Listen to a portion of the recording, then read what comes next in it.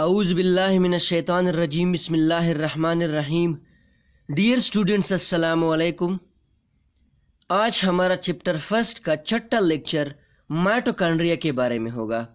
तो स्टार्ट करते हैं माइटोकॉन्ड्रिया से। Mitochondria double membrane bounded organelle होती है जो कि यूकेरियोटिक सेल में मौजूद होती है और ये सेल के लिए एनर्जी प्रोवाइड करती है। ओरिजिन: माइटोकॉन्ड्रिया का लफ्ज़ ग्रीक ज़बान का लफ्ज़ है और ग्रीक में माइटो थ्रेड को कहते हैं और कॉन्ड्रियन ग्रेन्यूल को कहते हैं। क्योंकि माइटोकॉन्ड्रिया का शेप आइदर थ्रेड लाइक होती है या फिर ग्रेन्यूलर होती है, इसलिए इसको माइटोकॉन्ड्रिया का नाम दिया गया है। हिस्ट्री: माइटोकॉन्ड्रिया को सबसे पहले 1840 में ऑब्जर्व किया गया था और इसको रिचर्ड अल्टमैन ने 1890 में डिक्लेयर किया ऑर्गेनेली। रिचर्ड अल्टमैन ने इसको बायोब्लास्ट का नाम दिया और बिंदा ने बायोब्लास्ट से इसका नाम चेंज करके 1898 में माइटोकॉन्ड्रिया रख दिया। सिनोनिम: माइटोकॉन्ड्रिया को कॉन्ड्रियोसोम भी कहा जाता है। कॉन्ड्रियोसोम भी ग्रीक लैंग्वेज का लफ्ज़ है और ग्रीक में कॉन्ड्रियो ग्रेन्यूल्स को कहा जाता है और सोमा बॉडी को। इसकी बॉडी ग्रेन्यूलर है, इसलिए इसको कॉन्ड्रियोसोम भी कहा जाता है। इवोल्यूशनरी ओरिजिन: माइटोकॉन्ड्रिया तकरीबन 2 बिलियन ईयर्स एगो ओरिजिनेट हुई है। रिकेशिया उन बैक्टीरिया का क्लोजेस्ट रिलेटिव है जिनसे माइटोकॉन्ड्रिया बनी है। एंडोसिम्बायोटिक थ्योरी: एंडोसिम्बायोटिक थ्योरी के मुताबिक यूकेरियोटिक सेल्स मुख्तलिफ टाइप्स के प्रोकैरियोटिक सेल्स के फ्यूजन से बनी है। इसी तरह एनएरोबिक प्रोकैरियोटिक सेल आर्की ने एरोबिक बैक्टीरिया जो कि अभी माइटोकॉन्ड्रिया है को एनगल्फ किया है और इससे यूकेरियोटिक सेल बनी है। नेचर: माइटोकॉन्ड्रिया को सेमी ऑटोनोमस ऑर्गेनेली भी कहा जाता है क्योंकि इसकी अपनी डीएनए और राइबोसोम होती है और इस डीएनए और राइबोसोम से ये अपने लिए कुछ प्रोटीन्स खुद तैयार करता है और कुछ प्रोटीन्स ये फिर भी साइटोप्लाज्म से लेता है, जिसकी वजह से ये न्यूक्लियर डीएनए पर भी डिपेंडेंट रहती है।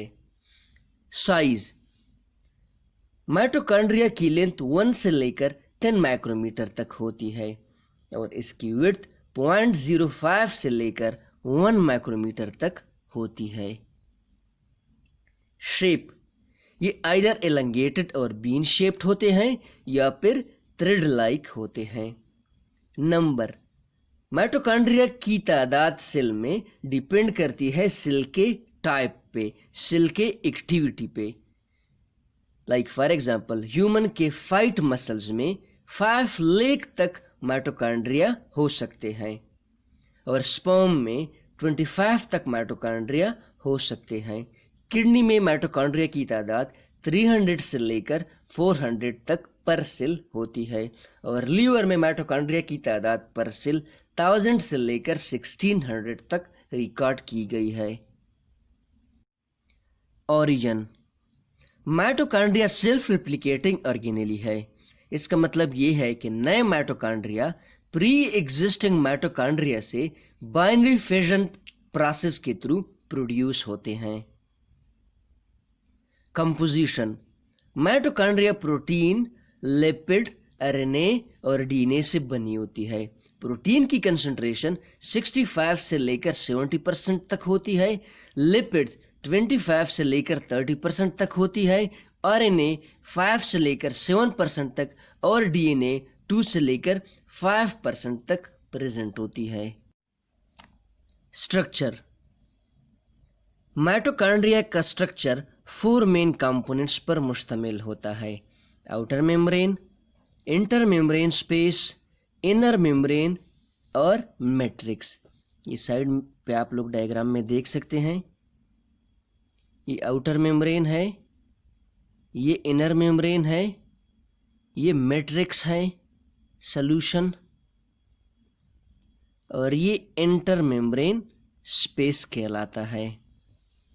Outer membrane, outer membrane smooth होता है और फुली परमिएबल होता है। आउटर मेम्ब्रेन फास्फोलिपिड बाइलेयर और प्रोटीन से बना होता है।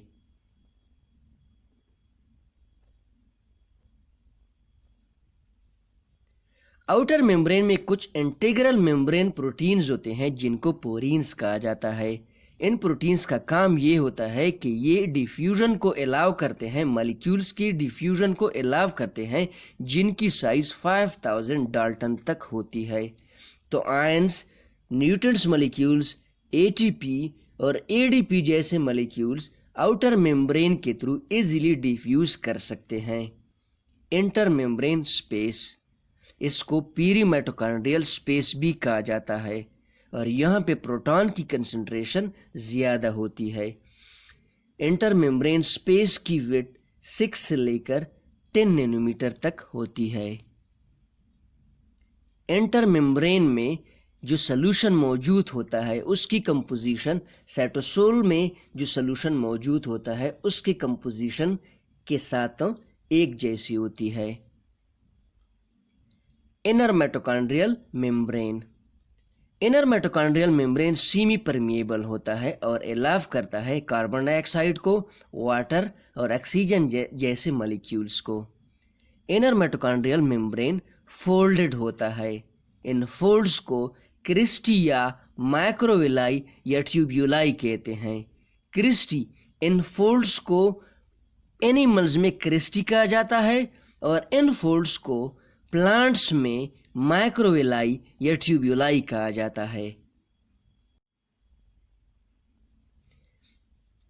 इनर मेम्ब्रेन में जो फोल्ड्स मौजूद होते हैं, इन फोल्ड्स के दो फेसेस होते हैं, दो साइड्स होते हैं। एक को एम फेस कहा जाता है, दूसरे को सी फेस कहा जाता है। एम फेस वो फेस होता है जो मैट्रिक्स की तरफ होता है और सी फेस वो फेस होता है जो कि पेरीमाइटोकॉन्ड्रियल स्पेस की तरफ होता है।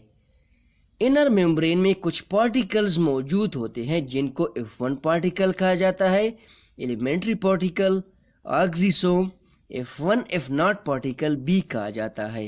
इन पार्टिकल्स की लोकेशन, इन पार्टिकल्स की डायरेक्शन एम फेस की तरफ होती है, एम फेस ऑफ क्रिस्टी की तरफ होती है।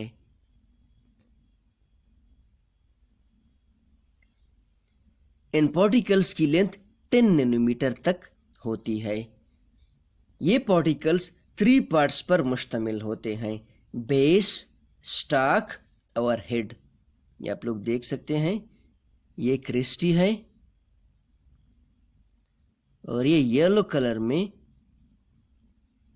एलिमेंट्री पार्टिकल या एक्सिसोम कहलाते हैं।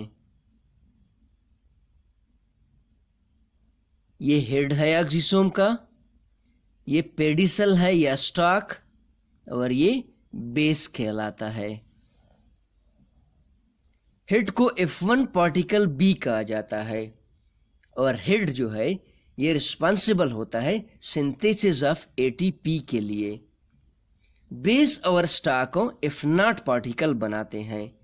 F0 पार्टिकल हाइड्रोजन आयन की डिफ्यूजन को रेगुलेट करता है और इसके साथ साथ एक्सिसोम को एंकर करता है इनर मेम्ब्रेन में। नंबर, एक्सिसोम की तादाद एक माइटोकॉन्ड्रिया में 100 से लेकर 1000 तक हो सकती है। माइटोकॉन्ड्रिया का फोर्थ कंपोनेंट है मैट्रिक्स, जो कि जेल लाइक डेंस सॉल्यूशन होता है और इसकी कंपोजिशन होती है एंजाइम्स, डीएनए, राइबोसोम्स और amino acid etcetera. Function of mitochondria, power house of cell. Mitochondria को पावर हाउस ऑफ सेल भी कहा जाता है क्योंकि ये सेल के अंदर जितनी भी एक्टिविटीज परफॉर्म होते हैं उनके लिए energy in the form of ATP provide करती है। कैल्शियम स्टोरेज साइट, माइटोकॉन्ड्रिया के अंदर कैल्शियम भी स्टोर होता है और इसी तरह ये कैल्शियम के होम्योस्टेसिस को भी मेंटेन रखता है। एपोप्टोसिस या प्रोग्राम सेल डेथ, माइटोकॉन्ड्रिया के अंदर कुछ एंजाइम्स स्टोर होते हैं, कुछ एंजाइम्स मौजूद होते हैं जिनको कैस्पेजेस कहा जाता है। इन एंजाइम का काम ये होता है कि ये प्रोग्राम सेल डेथ को सिग्नल करते हैं। Innate immunity. Mitochondrial protein इनेट immune response को भी ट्रिगर करते हैं। अब डिस्कस करते हैं माइटोकॉन्ड्रिया से कंसर्न कुछ एमसीक्यूज जो मेडिकल ईटर टेस्ट में बार बार रिपीट होते जा रहे हैं। Mitochondria was called bioblast by एवन अल्टमैन, बिंदा, एरिस्टोटल। माइटोकॉन्ड्रिया को सबसे पहले बायोब्लास्ट अल्टमैन ने कहा था। Which one of the following is semi-autonomous organelle? Ribosome, Golgi body, mitochondria, lysosome. तो माइटोकॉन्ड्रिया सेमी ऑटोनोमस ऑर्गेनेली है। If one particles are located in mitochondria, Golgi body, ribosome, lysosome. Mitochondria में F1 particles मौजूद होते हैं। Endosymbiotic theory is concerned with mitochondria, plastid, both या फिर none। तो endosymbiotic theory mitochondria और प्लास्टिड दोनों से कंसर्न है, क्योंकि इस थ्योरी के मुताबिक माइटोकॉन्ड्रिया के साथ साथ प्लास्टिड भी एक वक्त में एक बैक्टीरिया थी। Mitochondria was declared organelle by Theophrastus, Duvaris, Altmann या फिर एरिस्टोटल। तो माइटोकॉन्ड्रिया को ऑर्गेनेली का दर्जा अल्टमैन ने दिया था।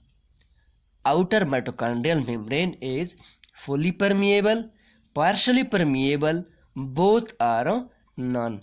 तो outer mitochondrial membrane fully permeable होता है।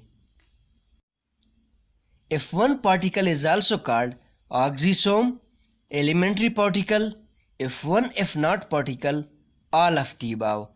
तो F1 पार्टिकल को ऑक्सीसोम भी कहा जाता है, एलिमेंट्री पार्टिकल भी कहा जाता है, F1 F0 पार्टिकल भी कहा जाता है। तो option number D all of the above correct option है। Ribosome of mitochondria is 70S, 80S, may be 70S और 80S, none of the above. तो राइबोसोम का माइटोकॉन्ड्रिया का राइबोसोम 70S होता है।